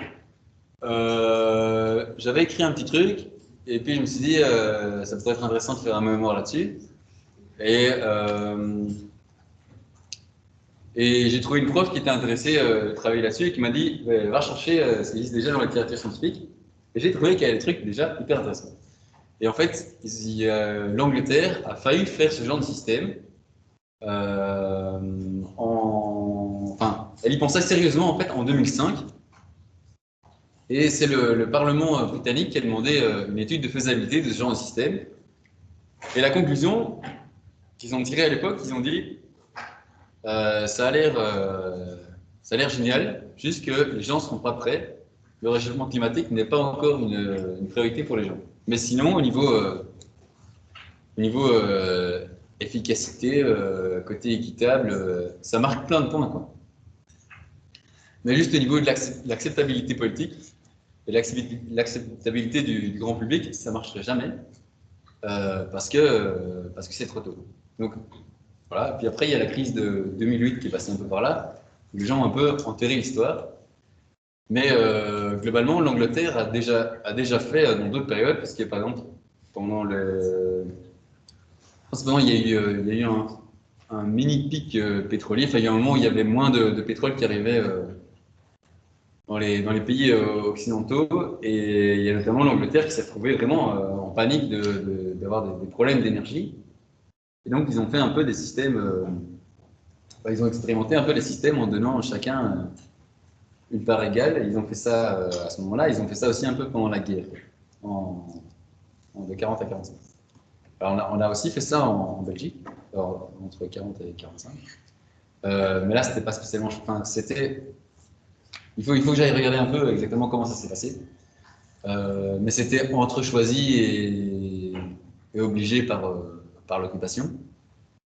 Mais en Angleterre, c'était complètement volontaire et du coup, c'est parce que ils se sont dit eux-mêmes, c'est une manière équitable de gérer le vivre ensemble quand on est dans un monde limité, quoi. Voilà. Et donc, il y a vraiment des idées intéressantes à aller chercher en Angleterre à ce niveau-là. Et donc, il y a des chercheurs intéressants qui se sont penchés sur la question entre 2005 et 2008. Puis c'est un peu, la question s'est un peu perdue parce que le public n'a pas trop montré son intérêt. Mais il y a des chercheurs qui vont continuer à chercher là-dessus.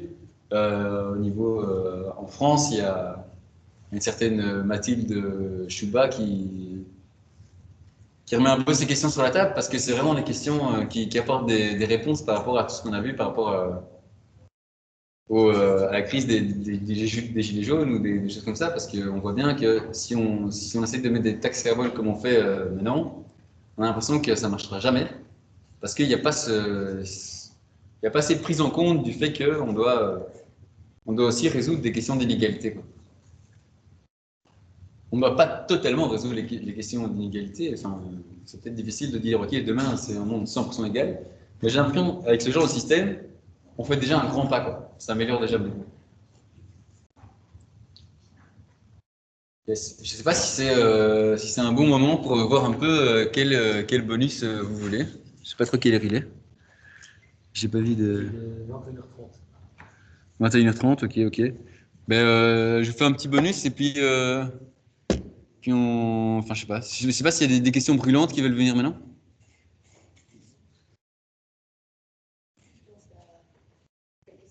Ouais, je vais lancer la question. Et du coup, je lance un autre truc, s'il vous plaît. Vous allez voir un autre truc à part. Lancer. Voilà.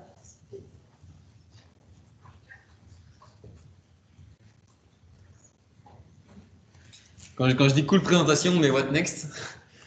Ce que je veux dire par là, c'est si genre un truc vous chauffe, qu'est-ce qu'on pourrait faire après, quoi? Enfin, qu'est-ce qu'on peut en faire de genre d'information?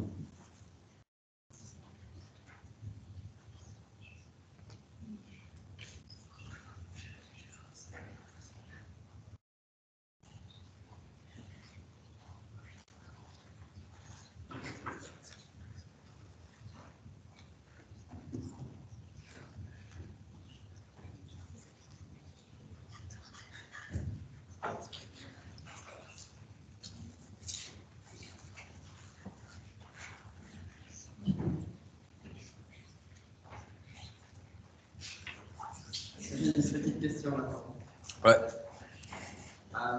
Donc, ce que tu imagines avec le part carbone, c'est un monde réglé par an, c'est ça? Ouais. Ok. Deux questions. La première, c'est à partir de quand est-ce que tu peux avoir le part carbone, par exemple pour les enfants, tout ça, on imagine qu'ils vont jouer aussi, peut-être réduit, voilà, un peu comme les adaptations. Moi, je puisse répondre à la première. Ok, ok. Ben, je sais pas répondre à ça. Enfin, à mon avis, tu peux dire, ouais, c'est intéressant que les gosses soient déjà conscientisés. Donc ce serait intéressant qu'ils se retrouvent à manipuler ça, tu vois. Et pour manipuler ça, tu n'es peut-être pas obligé de dire, ils n'ont pas besoin de la même quantité qu'un adulte ou quoi, ou enfin, tu ne donnes pas de l'argent directement à un... Enfin, même l'argent, on ne le donne pas directement aux gosses, quoi. On leur donne souvent une petite pièce pour acheter une glace, mais voilà, on commence comme ça, quoi, tu vois. Pour comprendre un peu comment ça fonctionne dans le monde des grands, on va dire. Et du coup, j'ai l'impression que ce qui est intéressant, c'est de faire un peu comme les allocations familiales, mais tu aurais des allocations familiales en carbone. Alors évidemment, il faut faire gaffe parce que si tu donnes trop, les gens vont vouloir faire 1000 gosses pour avoir des allocations familiales. Mais c'est le même problème avec l'argent. Enfin, il y a déjà il y a déjà cet effet-là, donc on va dire, il faut trouver le juste milieu, le curseur où tu te dis, ben non, ça c'est le montant qui fait que les gens sont un peu indifférents de faire un gosse ou de pas en faire. Enfin, que c'est pas le critère qui influence, quoi. Sinon, ça devient vraiment un peu scandaleux. Par exemple, de construire une maison où tu as vraiment un beau projet qui va demander beaucoup de personnes. Je veux dire, sûrement, ça va partir vite. En disant, Exactement, ouais. Ouais. En fait, emprunt carbone, ça peut aussi s'appeler crédit PCI. Mais ce serait un peu le même système que les entreprises. C'est que tu peux avoir un peu plus maintenant si tu es sûr que chaque année, tu vas un peu... Enfin, tu sais que ton budget aujourd'hui, c'est ça, puis chaque année, ça va diminuer de genre 5%, pour être sûr qu'on atteint l'objectif de réduction. Mais du coup, tu peux dire à ton entreprise, ben, en fait, bon, moi, cette année, en fait, j'aurais besoin de fois 1,5 fois 2, mais je te promets que après, je rembourserai en vrai part carbone que je recevrai par la suite.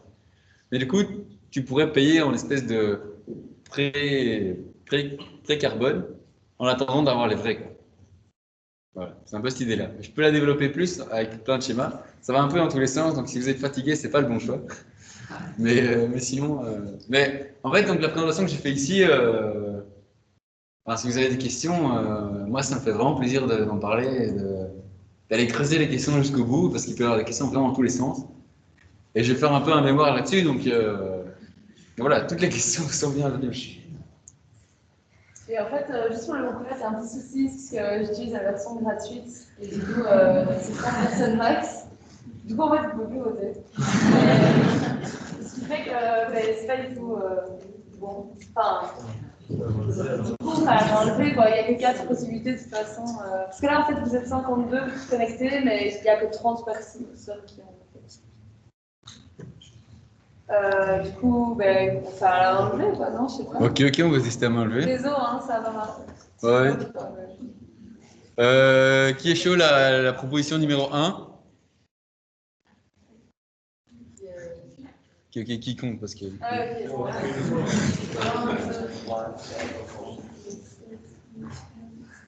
Ah, vous êtes là? Je crois 19, 20. Ok. Du coup, pour le 2.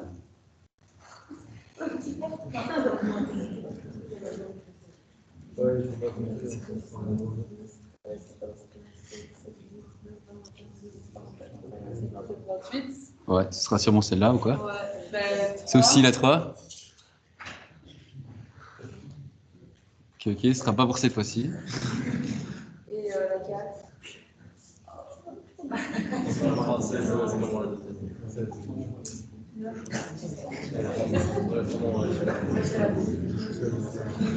Mais c'est 23, mais je compte un peu.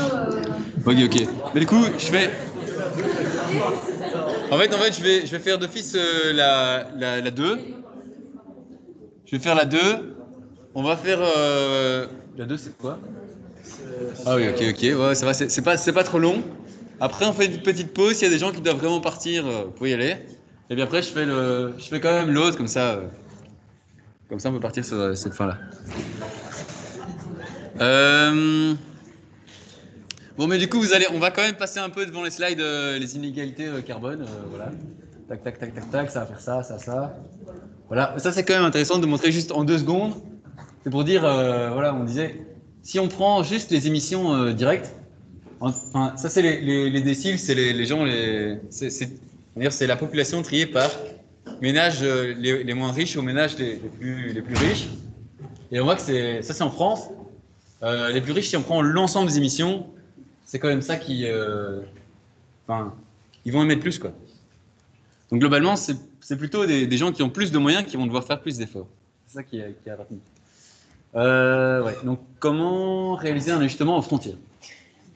Alors, avec des organisations extérieures, un truc qui pourrait être fait, c'est que, vu que eux, ils vont chercher des stocks de carbone, qui vont puiser dans des stocks de carbone autre part, mais que la population du pays ici qui a décidé de fonctionner avec un système de PCI, ils ont dit, nous, on ne veut pas dépasser telle quantité d'émissions, peu importe qu'on les ait émises sur notre territoire ou plus loin. Tu vois. On ne veut pas qu'on ait généré des émissions quelque part.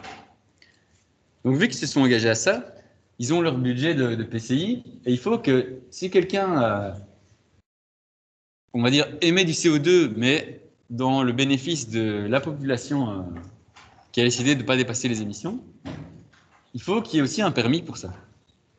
Et alors, il faut que, par exemple, quand un bateau arrive avec plein de produits fabriqués autre part, quand il arrive, il faut que l'agence de destruction de PCI calcule le nombre de CO2 émis et qui seront, enfin, le nombre de CO2 qui ont été émis, comme s'ils étaient émis à l'extraction. Et en fait, les produits ne pourraient pas entrer si le niveau d'émission ne sont pas prouvables. Ce que je veux dire par là, c'est que par exemple, s'il y a un bateau qui arrive avec plein de voitures qui ont été produites dans un autre pays, l'agence de destruction de PCI, elle serait là aussi au port. Elle dirait, désolé, je sais que pour produire une voiture, souvent on émet ça comme émission. Si tu as un procédé qui émet moins que ça, prouve-le-moi, quoi. Enfin, laisse-moi aller envoyer un ambassadeur checker une fois par an que c'est bien ce procédé-là que vous utilisez.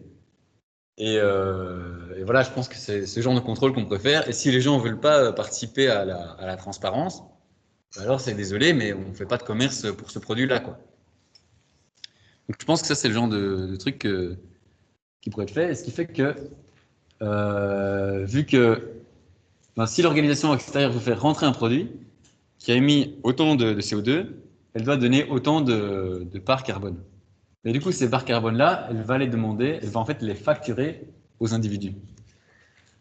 Et donc, pour que l'énergie des biens et des services arrive jusqu'aux individus, les individus donneront des PCI à l'organisation extérieure et un peu d'argent qui partira dans le pays, mais l'organisation extérieure devra rendre des comptes à l'agence de distribution de PCI. Voilà, ça pourrait fonctionner comme ça. Je pense qu'il y a des gens qui sont 1000 fois plus calés que moi pour savoir c'est qui les agents aux douanes et ce genre de trucs. Moi, j'y connais un peu rien. Voilà. Je peux pas vous présenter plus que ça, en fait. Désolé. On peut faire une petite pause. Vous avez des questions là-dessus? Ouais. Je me demandais un peu, parce que là, pour le moment, on voit dans le milieu automobile, en effet, il y a toute la mode sur l'émission des voitures électriques, mais peut-être un peu plus par contrainte, en fait, par condition, quand on voit les SAPE, finalement, de marques qui mettent en avant le fait que ce serait plus renouvelable, par exemple, je pense bien que ça, sont très forts sur la performance, pas du tout, par exemple, le fait d'imaginer qu'on peut citer un batterie. Donc, comment est-ce qu'en fait ce serait plutôt est-ce qu'on limiterait la capacité du consommateur à acheter les voitures dans le temps, ou comment on trouve un moyen de sortir les entreprises d'avoir une démarche plus répartie dans le fait de plutôt faire payer le consommateur. En fait, ici, ce qui est spécial, c'est qu'avec ce système-là, on a l'impression que ce sont les consommateurs qui payent, mais en fait, le principal avantage du système, c'est que surtout, ça met blindé la pression sur les entreprises extérieures. Enfin, surtout les entreprises, qu'elles soient extérieures ou qu'elles soient sur le territoire.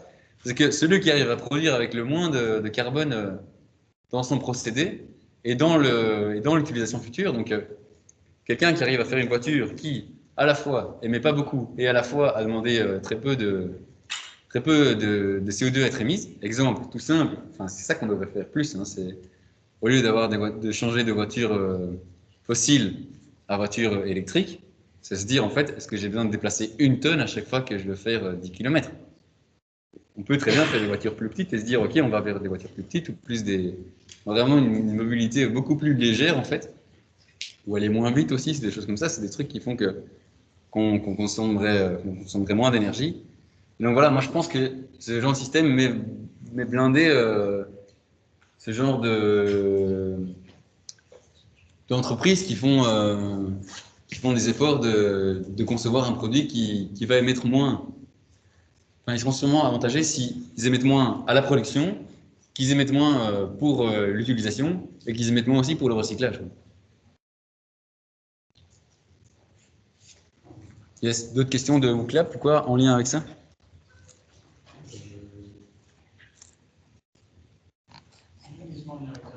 Ouais. Mais comment est-ce que tu imagines démarrer ça? Parce qu'en général, toutes les questions de fiscalité, etc., si c'est l'initiative d'un pays, juste le pays meurt. Il a fait des économies, parce que c'est pour ça que le kérosène n'est pas taxé, c'est parce que si tu taxes le kérosène dans ton pays, on va juste plus aller chez toi. Donc, ça devrait être quelque chose qui, comme beaucoup de choses, devrait être on claque des doigts et tout le monde le fait d'un coup, mais est-ce que tu as une idée concrète de comment le faire? Ouais, j'ai l'impression que c'est plus facile à mettre en place quand tu as un peu des frontières bien définies, enfin, ou des frontières, on va dire, où tu sais voir les produits qui arrivent et les produits qui sortent assez facilement. C'est pour ça que l'Angleterre est un cas intéressant, c'est parce que eux, ils checkent juste leurs bateaux et globalement, ils checkent aussi leurs avions qui arrivent, tout ça. Et globalement, c'est tout ce qu'ils ont à checker, quoi. Ouais, mais donc, si je suis en sortie de voiture et qu'en fait, je dois payer, en plus de payer de la thune, je dois payer des parts carbone pour avoir mon commerce en Angleterre, mais je ne vais juste plus aller en Angleterre. Ouais. D'accord. Donc, c'est pour ça que ça a besoin de le faire à la plus grande échelle possible. Voilà, mais une échelle où il reste un contrôle démocratique. Il ne faut pas le faire au niveau mondial sans qu'il y ait de gouvernance mondiale. Mais ouais, j'ai l'impression que, tu vois, moi, ce que j'espère, j'ai l'impression que ça pourrait avoir du sens au niveau de l'échelle de l'Union européenne pour dire, ok, ça, c'est notre stratégie vraiment pour. Ici, on est gentil, on fait des trucs sympas pour les réductions de 30 à 40%. Et quand on va dans les 50, 60, 70, 80, 90%, là, il faut qu'on ait un vrai système et que voilà, peut-être qu'on met ça plutôt en place, enfin qu'on commence à mettre ça en place avec les niveaux actuels, mais qu'on sait qu'on va descendre. Voilà. Donc j'ai l'impression que niveau européen, ce serait le plus chouette, mais que ça pourrait aussi être, c'est pas obligé de niveau européen, ça pourrait être une coalition au niveau de pays européens. Ça peut aussi commencer aux États-Unis. Hein. Voilà, c'est peut-être pas l'endroit où on est plus sûr que ça va commencer, mais il y a en fait dans les tout premiers scientifiques qui commencent à réfléchir à ce genre de truc là. Le premier, c'est en 97. C'est un type qui s'appelle Robert Herès. Il était en France quand il a écrit ça, mais c'est quand même un Américain et qui a vraiment, enfin, c'est le premier à hyper bien expliquer ce système-là et à faire tada dans le genre d'autres alternatives qui, bah oui, vu qu'il faut diminuer de 90%, c'est très difficile de faire cet équivalent-là avec une taxe carbone. Ça marche au début, mais à un moment, avec une taxe carbone, tu vas devoir payer super cher ton carbone et du coup, ça n'a vraiment aucun sens. Quoi. Ouais. C'est juste pour réagir là-dessus, c'est que si l'entreprise trouve ça trop compliqué de se plier aux exigences du pays, bah, de fait, plus il y a des commerciaux sur la base, ça veut dire aussi des entreprises qui vont se mettre à faire des voitures dans ce pays-là. Donc ça favorise aussi l'économie locale indirectement.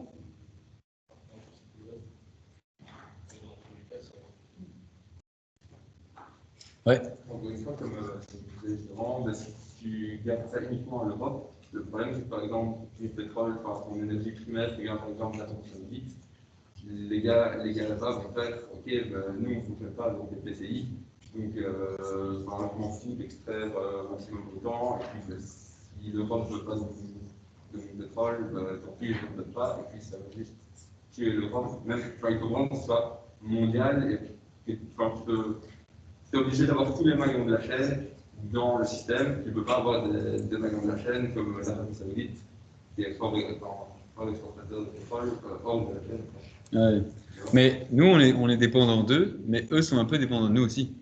Enfin, on représente quand même des gros consommateurs. Donc, et en fait, ça n'a pas de sens de dire on va diminuer tout de suite, mais si on dit on va diminuer progressivement, ben là, en fait, ils vont dire ah, ok, ben vous nous garantissez en fait que vous allez encore nous acheter. Enfin, et on sait déjà la date limite. Tu vois. On sait déjà qu'on doit vraiment commencer. Pour le moment, c'est un peu un. Ils savent pas encore très bien s'ils vont pouvoir vendre super longtemps ou pas trop longtemps. Donc en fait, ils changent pas trop. Alors que si tu leur dis, et en fait, en 2050, on va vraiment être à zéro. C'est pas des blagues. Ben, ils vont commencer à changer leur. Donc moi, j'ai l'impression que ça peut quand même marcher au niveau européen avec.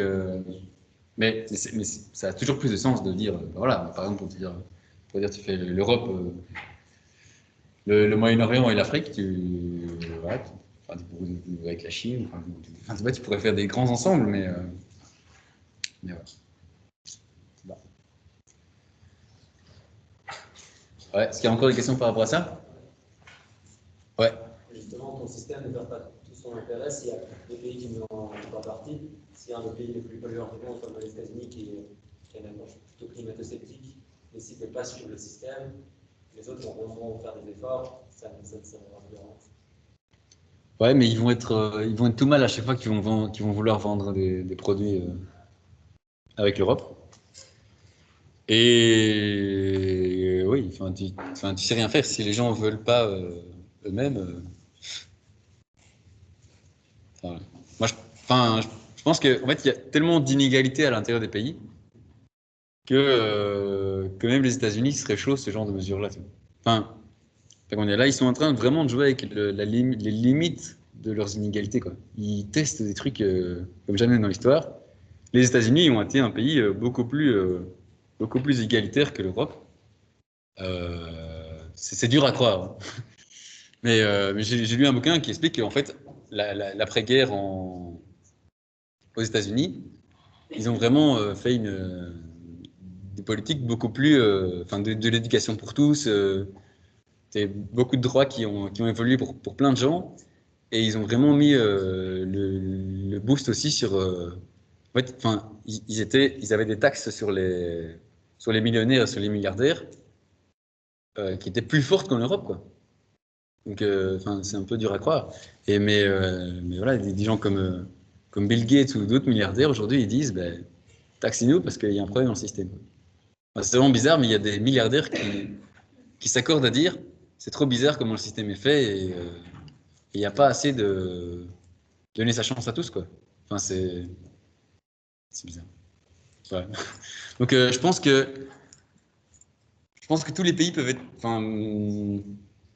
Tous les pays peuvent être intéressés par le système à un moment pour se dire, voilà, c'est notre manière de répondre à la crise climatique, quoi.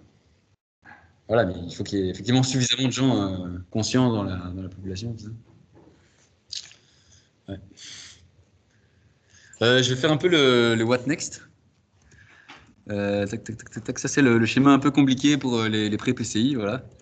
On pourra faire ça une autre fois pour les intéressés. Tac. Voilà. What's next?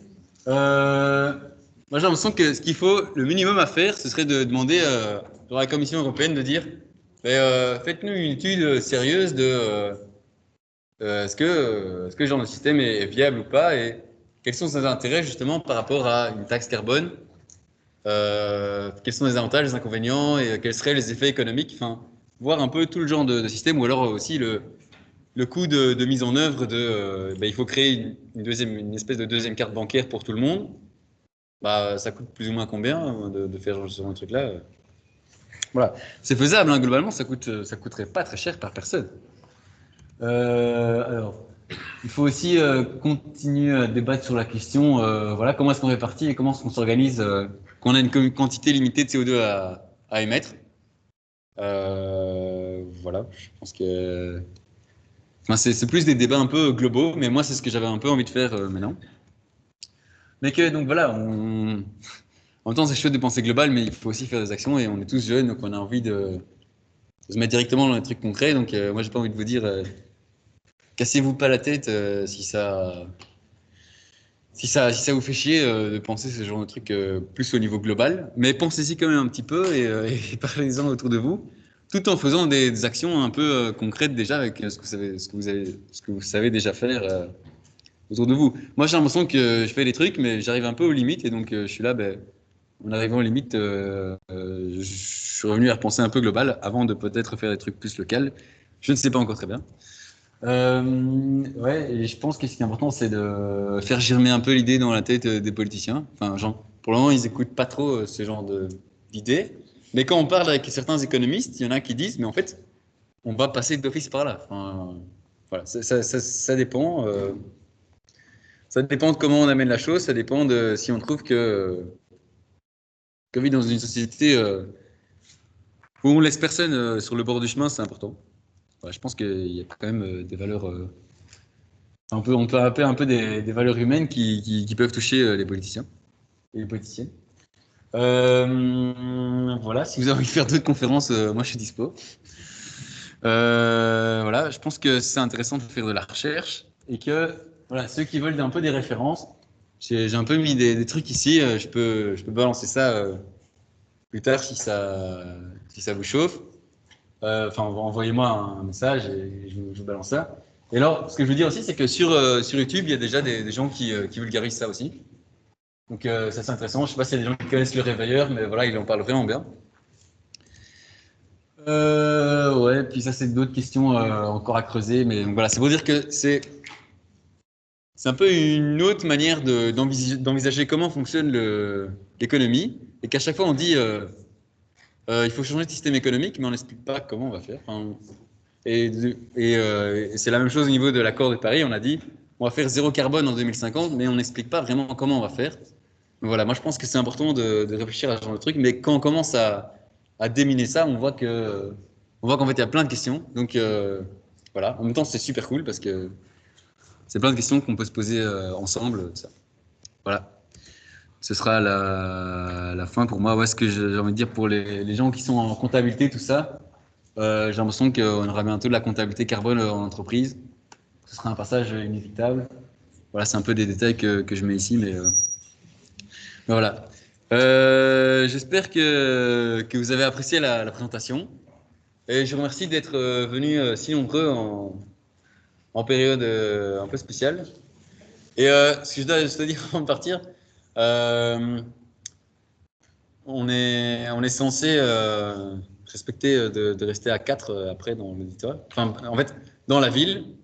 Et on va surtout ça, vous faites un peu ce que vous voulez après dans la ville, c'est pas moi qui cherche ça de vous, mais en tout cas dans l'auditoire ici, on va pas se rassembler en... Enfin, c'est mieux quand on sortira de l'auditoire ici, on va dehors et après vous faites ce que vous voulez, mais ici dans l'auditoire, il faut le laisser clean et respecter les consignes sanitaires. Voilà.